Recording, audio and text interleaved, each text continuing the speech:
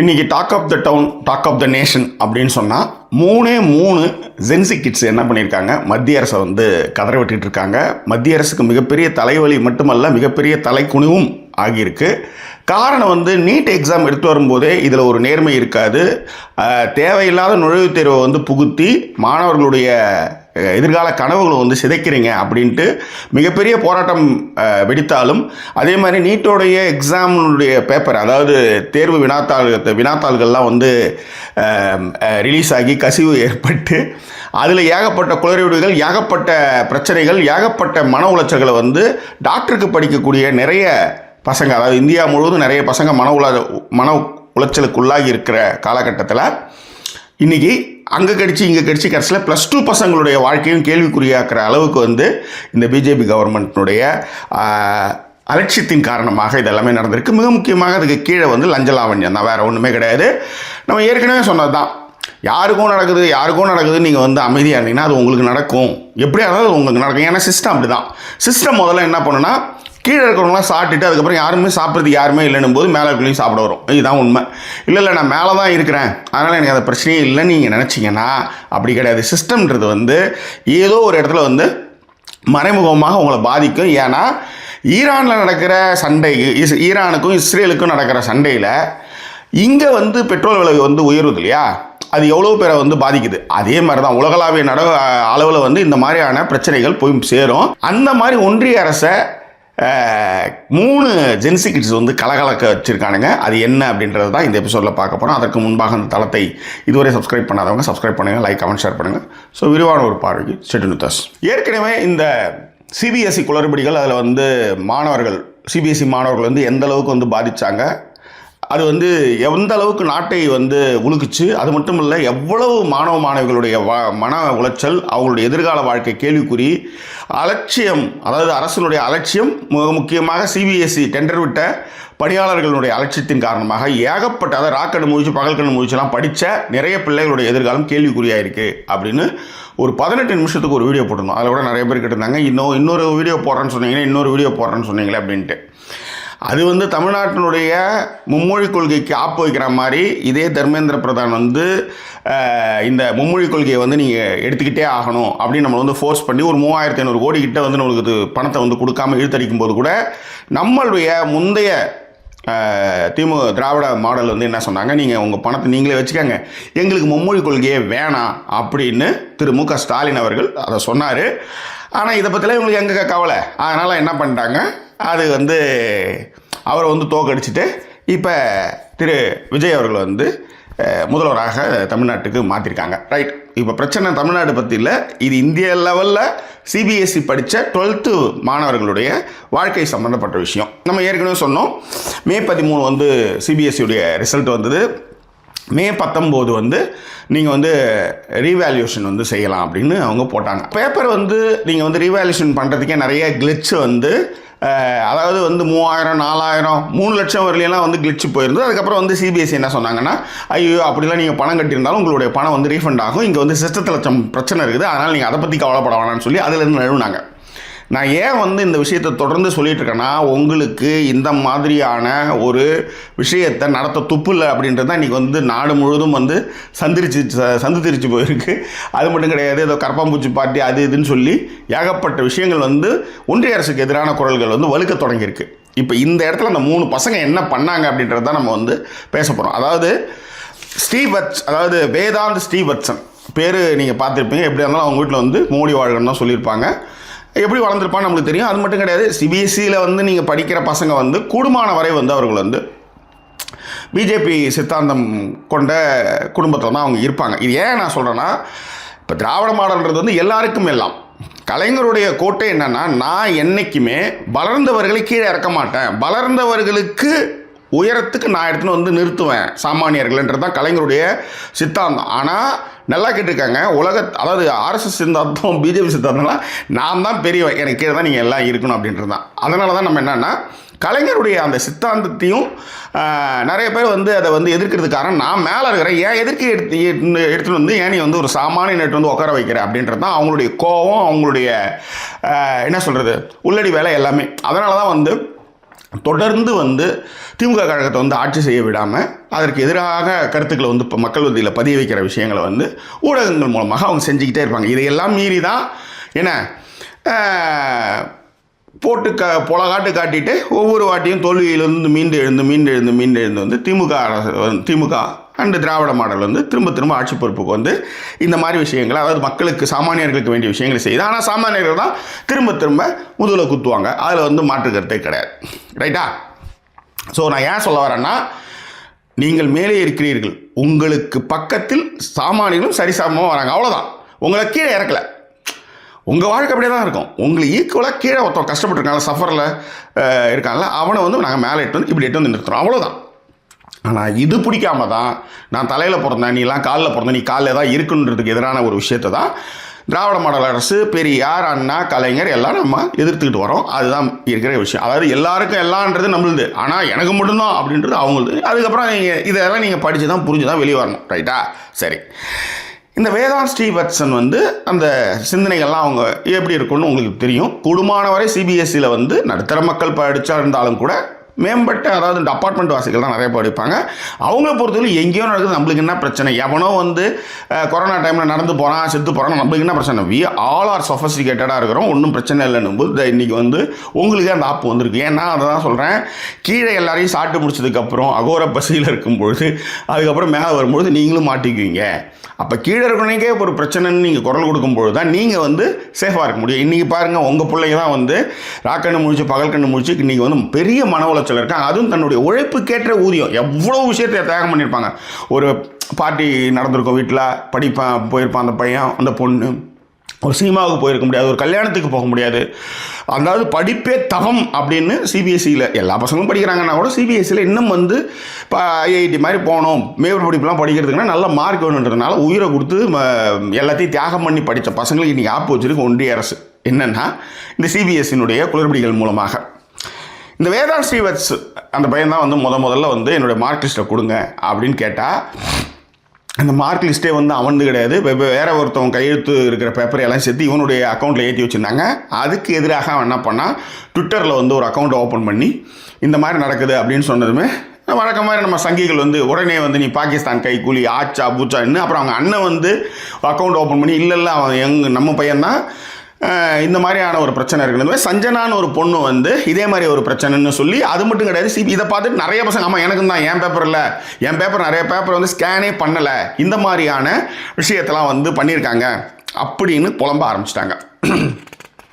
இதில் முக்கியமான விஷயம் என்னென்னா, இந்த ஓஎஸ்எம்னு ஒரு விஷயத்தை வந்து இந்த மத்திய அரசு வந்து ஒன்றிய அரசு வந்து எடுத்துகிட்டு வந்தது தான் காரணம் என்னென்னா, ஆன்ஸ்க்ரீன் மார்க்கிங் சிஸ்டம் அப்படின்னு ஒரு விஷயத்தை வந்து எடுத்துகிட்டு வந்தாங்க, ஓஎஸ்எம் அப்படின்ட்டு. அதுதான் பெரிய குளறுபடிகளுக்கு காரணம். இந்த ஸ்ரீவத்சன் வந்து இந்த மாதிரி வந்து சொன்னதுமே எல்லாரும் ஆளாளுக்கு வந்து இந்த மாதிரி பிரச்சனை பெரிய தலைவலியாகி பெரிய பிரச்சனைகள் இருக்குது. யார் யாருக்கெல்லாம் பிரச்சனை இருக்குதோ நீங்கள் கொடுங்க, நான் உங்களுக்கு அங்கே மார்க்குகளை வந்து நேர்மையாக திருத்தி கொடுக்குறோம் அப்படின்ட்டு சிபிஎஸ்சி ஒப்புதல் வாக்கு மூலம் கொடுத்துச்சு. ஓகேவா? நிசர்தா அதிகாரின்னு ஒரு பையன், அந்த பையன் என்னன்னா, அது 2வது கூட சொல்லுது தலைவலி சிபிஎஸ்சிக்கு, ஒன்றிய அரசுக்கு. அவன் என்ன பண்ணுறான்னா, 25ஆம் தேதி இப்படி நீங்கள் வந்து ஒரு ஆன்ஸ்க்ரீன் மார்க்கிங் சிஸ்டம்னு ஒன்று வச்சுருக்கீங்க, அது ரொம்ப கேவலம், அதை வந்து ரொம்ப ஈஸியாக வந்து ஹேக் பண்ணலாம் அப்படின்னு சொல்லி 25ஆம் தேதியே வந்து அவன் வந்து ஒரு மெயிலை வந்து சம்மந்தப்பட்ட அதிகாரிகள் எல்லாருக்கும், ஐஎஃப்எஸ்எல்ஸ் எல்லாருக்கும் அனுப்பிச்சிட்டான். இதுங்க வழக்கம் மாதிரி வந்து அப்படிலாம் ஒன்றும் கிடையாது, நாங்கள் வந்து ரொம்ப சிறப்பாகவே பண்ணியிருக்கோம், நம்ம இதை பாருங்க அப்படின்னு எலெக்ஷன் ரிசல்ட் முடிச்சதுமே இங்கே பாருங்கள் ஹேக் பண்ண முடியுது, உங்களுடைய விஷயத்தை வந்து ஹேக் பண்ண முடியுதுன்னு அவன் வந்து சொல்கிறான். திரும்பவும் வந்து என்ன பண்ணுறாங்க, இல்லை நாங்கள் திருத்திட்டோம் அப்படின்றாங்க. இப்போ வந்து அதாவது வந்து ஒரு அதாவது அந்த ட்ரையல் எரர் மாதிரியான வெப்சைட்டை தான் நீங்கள் வந்து திருத்த முடியும், எங்கள் வெப்சைட்டை நீங்கள் ஒன்றும் பண்ணவே முடியாதும்போது பாருங்கள் இப்பயும் பாருங்க அப்படின்னு அவன் சொல்லும்போது, ஐயோ ஆமாம் பிரச்சனை தான் இருக்குது அப்படின்னு சிபிஎஸ்சி அதை வந்து அக்செப்ட் பண்ணிட்டாங்க. தோழி லதா அப்போ வந்து ஒரு வீடியோ அனுப்பிச்சிருந்தாங்க, அந்த வீடியோ தான் இந்த வீடியோ பண்ணுறதுக்கான ஒரு திறவுகோள். காரணம் என்னன்னா, இது என்னென்னா, இதுதான் வந்து மிகப்பெரிய ஆப்பு ஒன்றிய அரசுக்கு, அதுவும் சிபிஎஸ்சிக்கு வந்து மிகப்பெரிய ஆப்பே இந்த பையன், அதாவது சர்தார் சித்தாந்த் தான் 3வது தலைவலி. அவன் தான் என்னென்னா, அவன் மற்றவன்லாம் வந்து ஒருத்தவன் என்ன பண்ணால், நீ வந்து ஸ்கேன் பண்ணது மார்க் போட்டதே ரொம்ப தப்பு, ஏகப்பட்ட குளறுபடிவுகள், நீ இது வந்து ஒரு மார்க்கு திருத்த லட்சணமா அப்படின்னு காரியத்து பண்ண ஒருத்தவன் பெரிய, அதாவது வேதாந்த் ஸ்ரீவத்சன். அதுக்கு அடுத்தது வந்து நிசாந்தா அதிகாரின்னு ஒரு பையன் என்ன பண்ணால், உங்களுடைய அதாவது வெப்சைட்டே வந்து கலகலத்து போயிருக்கு, யாருன்னா உள்ளர வந்து ஹேக் பண்ணலாம், மார்க்கை திருத்தலாம், இதெல்லாம் வந்து ஒரு விஷயமா அப்படின்னு அவன் சொல்ல, அதுக்கு இன்னும் வந்து அசிங்கமாச்சு. ஒரு கட்டத்தில் வந்து உண்மையை ஒத்துக்கிற அளவுக்கு அந்த பையன் மெயில் அனுப்பிச்சிட்டே இருந்தான், நிரூபிச்சும் காமிச்சான், அது முடியுது. மூணாவதாக இருந்த இந்த சர்தார் சித்தாந்த் தான் என்ன பண்ணிட்டான்னா, ஒரு கதையை வந்து எடுத்து ஒரு இறக்கில் வந்து என்னன்னா அலறி அடிச்சுட்டு கிடறானுங்க எல்லாருமே.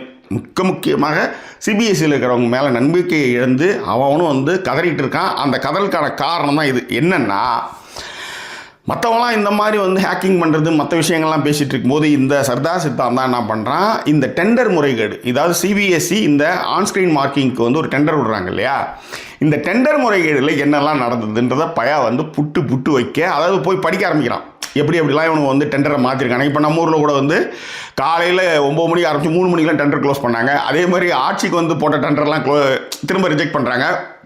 இந்த டெண்டர் மூலமாகத்தான் 1,70,000 கோடின்னு ராஜா மேலே வந்து மிகப்பெரிய ஊழல் குற்றச்சாட்டை வந்து சொல்லி, அந்த ஊழல் குற்றச்சாட்டு அப்படி ஒன்றுமே கிடையாது அப்படின்றத தன்னை நிரூபித்து ஆர் ஆசா வெளிவந்தார். திமுகவுடைய ஆர் ஆசா மீது 1,70,000 கோடி வந்து கையாடல் செய்யப்பட்டிருக்கிற அலைக்கற்றை ஊழலுக்கு வந்து அவர் மீது வந்து வழக்கு தொடுத்த போது தனி ஒருவனாக நின்று அந்த கேஸ்லேருந்து வெளியே வந்தார். ஜெயலலிதா மாதிரி வந்து ஏவன் குற்றவாளியாக அவர் மாறலை.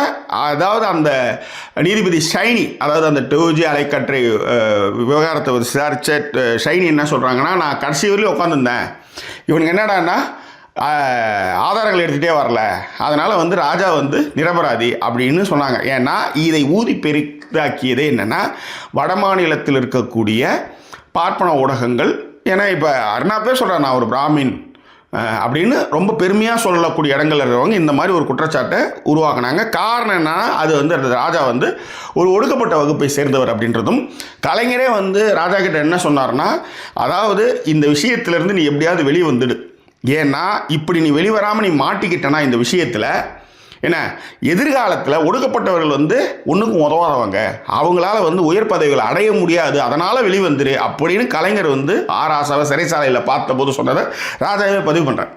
அப்படி இருக்கும் பொழுது இந்த டெண்டர் முறைகேடை வந்து வழக்கம் மாதிரி அவங்க பண்ணுறது தான். அதனால தான் நீங்கள் பார்த்தீங்கன்னா ஒன்றிய அரசு வந்து லஞ்ச லாவண்யத்தில் திளைக்கிற காரணத்தினால தான் இந்தியாவுடைய சிஸ்டமே வந்து என்னென்னா தகச்சு போய் கிடக்குது. அதனால தான் பாலம் கட்டிகிட்டு இருக்கும்போதே காற்றடிச்சு போய் உழறது, திறந்து வச்ச ஒரு 3 நாளில் வந்து என்னைக்காவது இங்கே இவ்வளவு பாலங்கள் சென்னையில் வந்து திராவிட மாடல் ஆட்சியில் வந்து கட்டின ஏதாவது ஒரு பாலங்கள் இந்த மாதிரிலாம் நடந்திருக்கா. ஆனால் இவங்களை ஊழல் குற்றவாளிகள்னு சொல்லி முத்திரை குத்தி ஒரு நடிகரை வந்து சிஎம் ஆக்கக்கூடிய ஒரு இடம் தான் நம்ம தமிழ்நாடு. அது ஏன் சொல்கிறேன்னா, இதெல்லாம் புரிஞ்சுக்கணும். இதெல்லாம் அரசியல் என்பதே புரிய வைத்து கொண்டே இருப்பது தான். ஓகே, ஆனானப்பட்ட சர்ச்சில் வந்து இங்கிலாந்தையும் சரி ஐரோப்பாவையும் ஹிட்லர் கிட்டேருந்து காப்பாற்றுறாரு. ஆனால் அந்த சர்ச்சிலே வந்து தோற்கடிக்கப்பட்டது தான் வந்து வரலாறு. அதனால் தொடர்ந்து இந்த விஷயங்களை மக்களுக்கு சொல்லிக்கிட்டே இருக்கணும் அப்படின்றது தான். இந்த சர்தார் சித்தாந்த் என்ன பண்ணான்னா, இந்த டெண்டர் முறைகேட்டுக்காக ஒரு நிறுவனத்துக்கு கொடுக்கறதுக்காக இவங்க என்னென்னலாம் அதை வந்து தகுதித்தம் பண்ணியிருக்கானுங்க, என்னென்ன மாதிரிலாம் வந்து கட்டுப்பாடுகளை வந்து அந்த கம்பெனி வந்து இந்த ஆன்ஸ்க்ரீன் மார்க்கிங் எடுக்கிறதுக்காக இவனுக்கு என்ன விஷயங்கள்லாம் டெண்டரில் வந்து முறைகேடுகள் பண்ணாங்கன்றதை அந்த பையன் புட்டு வைக்கிறான். இன்றைக்கி பார்லிமெண்ட்டில் கூட்டும் போய் வச்சு என்னடா தான் பிரச்சனைடா அப்படின்னு எக்ஸ்பிளனேஷன் கேட்குற அளவுக்கு வந்து போயிருக்குது. அந்த அளவுக்கு இந்த 3 ஜென்சி கிட்ஸும் வந்து கதற வச்சுட்ருக்காங்க. இந்த சர்தார் சித்தாந்த் என்ன பண்ணான்றது அங்கே மேட்ரு. இதை வந்து பொதுவெளியில் போட்டு புழக்கவும் ஏகப்பட்ட மாணவர்கள் வந்து, ஏன்னா ஏற்கனவே அவனும் வந்து கானில் இருக்கான், ஏற்கனவே வந்து நீட்டு படிச்சுட்டு அந்த வினாத்தாள் கசிவில் வந்து அந்த ப்ரெஷரே ஏகப்பட்ட ப்ரெஷரில் இருக்கான். இப்போ வர சிபிஎஸ்சியில் இருக்கிற பசங்களும் இந்த மாதிரியான பிரச்சனைகள்லாம் இருக்குது. ஸோ இது எல்லாம் ஒன்றாக சேர்ந்து மாணவர்கள் அத்தனை பேர் வெகுண்டு எழுந்து ஒன்றிய அரசு வந்து கலகலத்து போயிருக்கு. அது மட்டும் கிடையாது, இதில் என்னென்னா இந்த டெண்டருக்கு வந்து அவனுக்கு எப்படிலாம் மாற்றிருக்கானுங்கன்னா, மிக சிறப்பாக ஆன்லைனில் செயல்படக்கூடிய இந்த மாதிரியான டெண்டர்லாம் எடுத்து சூப்பராக செய்யக்கூடிய டிசிஎஸ் மாதிரியான நிறுவனங்களையே இவங்க என்ன பண்ணியிருக்காங்க, ரிஜெக்ட் பண்ணியிருக்காங்க இந்த கம்பெனிக்கு கொடுக்கணுன்றதுக்காக. அப்போ எந்த அளவுக்கு பணம் வந்து விளையாடுருக்கு. ஏற்கனவே இந்த கம்பெனி வந்து நிறைய இடங்களில் வந்து டெண்டரில் வந்து நாங்கள் இதை கீச்சிரும் அதை கீச்சிரோன்னு சொல்லும்போது அங்கெல்லாம் வந்து என்ன ஒன்றுக்கும் உதவாமல் எல்லோரும் காரி துப்புற மாதிரியான ஒரு நிறுவனம் தான் இந்த நிறுவனம். ஆனால் இந்த நிறுவனத்தை தான் இவனுக்கு என்ன பண்ணியிருக்காங்க, தூக்கி போய் எல்லா டெண்டரில் இருக்கிற விஷயங்கள்லாம் மாற்றி இது கெட்டு போய் கொடுத்துருக்கானுங்க. அவங்க ஏன்னா நீங்கள் ஒரு லஞ்சம் வாங்குற, அப்புறம் அவன் ஒரு லஞ்சம் வாங்கியிருந்தாலும் ஆட்களை சேர்ப்பான். அப்போ அந்த ஆட்கள் சேர்க்குற ஆள் எப்படி இருப்பான் சொல்லு. அப்போ சந்தி சிரிச்சு போயிருக்குது. இன்றைக்கி வந்து எல்லோரும் காரி துப்பிட்டு இருக்கிறாங்க. தர்மேந்திர பிரதான் வந்து நான் ஹாட்ஷா போச்சு, அதாவது மும்மொழி கொள்கையில் எட்டு வந்தால் நான் வந்து கீச்சிருவேன் அப்படின்னும் போது இந்த ஒரு விஷயத்தில், அதுவும் உங்கள் பசங்களாம் அதிகமாக படிக்கிற இடத்துல உங்களால் ஒன்றும் பண்ண முடியல. நீங்கள் மும்மொழி கொள்கையில் என்ன எடுத்துகிட்டு வர போகிறீங்க? 3ஆவதுக்கு ஒரு நுழைவுத் தேர்வு பண்ணுவீங்க, 5ஆவதுக்கு ஒரு நுழைவுத் தேர்வு பண்ணுவீங்க, அப்புறம் 8ஆவதுக்கு ஒரு நுழைவுத் தேர்வு பண்ணுவீங்க. இந்த மாதிரி வந்து கழிச்சு கட்டி எல்லாரையும் படிக்கூடாமல் பண்ணி அவனையும் வந்து மாடு மேய்க்கவும் கொளுத்து வேலைக்கு போகிறதுக்கும் இந்த மாதிரி விஷயத்தை பண்ணுறது தான் மும்மொழி திட்டத்தை வந்து நீங்கள் வந்து எடுத்துகிட்டு வரீங்க. அதுதான் உண்மை. ஏன் 8ஆவது வயசு வரலையும் வந்து அவன் வந்து 8ஆவது வரலையும் பாஸ் பண்ணணும் அப்படின்றதும், அவன் வந்து அதான் இடைநிற்றல், அதாவது நீங்கள் வந்து ஃபெயில் ஆகிட்டீங்கன்னா அதுக்கப்புறம் மேலே படிக்க முடியாதுன்றதுனால தான் அவங்க வந்து அந்த இடைநிற்றல் இருக்கக்கூடாதுன்றது, அதாவது 8th வரலையுமாவது அப்படி போகட்டுன்றதுக்காக அந்த சிஸ்டத்தை எடுத்துன்னு தானுங்க. இது எல்லா ஊர்லேயும் அப்படி தான்.